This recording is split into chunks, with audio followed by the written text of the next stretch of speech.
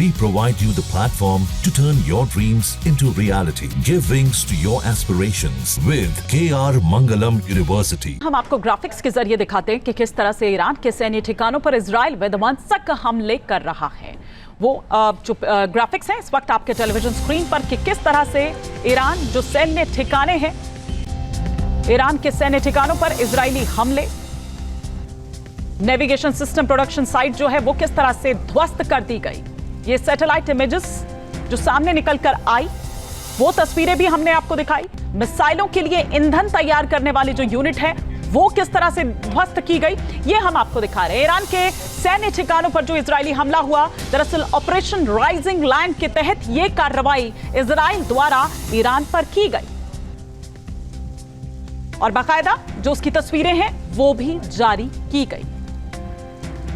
मिसाइलों के लिए ईंधन तैयार करने वाले जो यूनिट है उसको किस तरह से ध्वस्त किया गया, उसके जो टॉप ऑफिसर्स हैं उनको किस तरह से निशाना बनाया गया, उनके ठिकानों को किस तरह से निशाना बनाया गया। ये मिसाइल इंजन साइट है जो कि ध्वस्त की गई है और ये बहुत इंपॉर्टेंट ईरान के लिए, जिसे इजराइल ने ध्वस्त कर दिया है।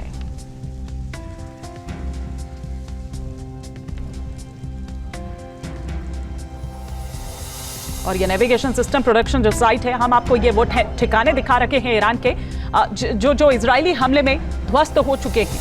इजराइल के हमलों के बाद किस तरह की तस्वीर सामने निकल कर आ रही है, ये ग्राफिक्स के माध्यम से फिलहाल हम आपको उन ठिकानों के बारे में बता रखे हैं। मेजर जनरल अनुज माथुर लगातार हमारे साथ बने हुए हैं। सर, हम ये वो साइट दिखा रहे हैं जिनको एक एक कर ध्वस्त कर दिया गया। ये वो सैन्य ठिकाने जो ऑपरेशन राइजिंग लायन के तहत ध्वस्त किए गए, ना केवल ये बल्कि वो परमाणु वैज्ञानिक जिनको चुन चुन कर मार दिया गया, कई टॉप ऑफिसर्स जो मारे गए हैं। तो जाहिर सी बात है कि ईरान नहीं चाहेगा कि ये और इनलार्ज हो।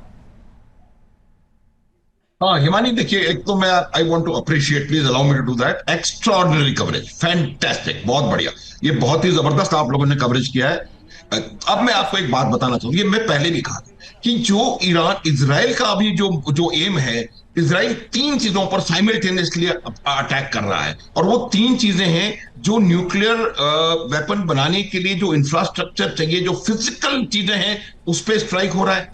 जैसे कि उन्होंने जो एनरिच्ड वाटर प्लांट को खत्म कर दिया, हैवी वाटर न्यूक्लियर रिएक्टर को खत्म कर दिया और उनके नातांज में फायर कर, उसके अलावा वो साइंटिस्ट को खत्म कर रहा है जो लोग इसके ऊपर काम कर रहे हैं। और तीसरा उनका उद्देश्य है, जिन लोगों की सोच है कि ईरान को एक एटमी मुल्क बनाया जाए, वो सोच रखने वाले लोगों को खत्म कर रहा है। और उसी की वजह से आप देख रहे हैं किस प्रकार से इतने सारे सीनियर आर्मी ऑफिसर्स को उन्होंने खत्म किया। अब मैं आपको एक दो बातें बताता हूं। देखिए, वेरी क्विकली, हम लोग मिसाइल्स की बात कर रहे हैं, इनके इजराइल की, ईरान की मिसाइल्स की। ईरान के पास जो मिसाइल्स हैं, आपने खुद बताया, किसी की रेंज 300 किलोमीटर, किसी की 500 किलोमीटर, वो मिसाइल किसी काम की नहीं है, वो नहीं पहुंचेंगे इजराइल तक। उनके पास जो 1450 किलोमीटर से ज्यादा वाली जो मिसाइलें हैं, चाहे वो खैबर शिकन हो या कोई और हो, उनके अलावा और कोई चीज इजराइल तक पहुंच नहीं सकती।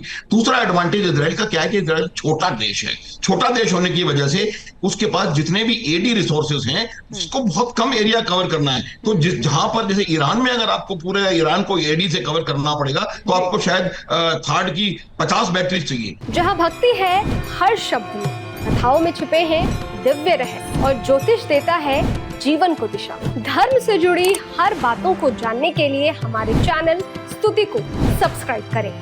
चैनल पर जाने के लिए इस लिंक पर क्लिक करें।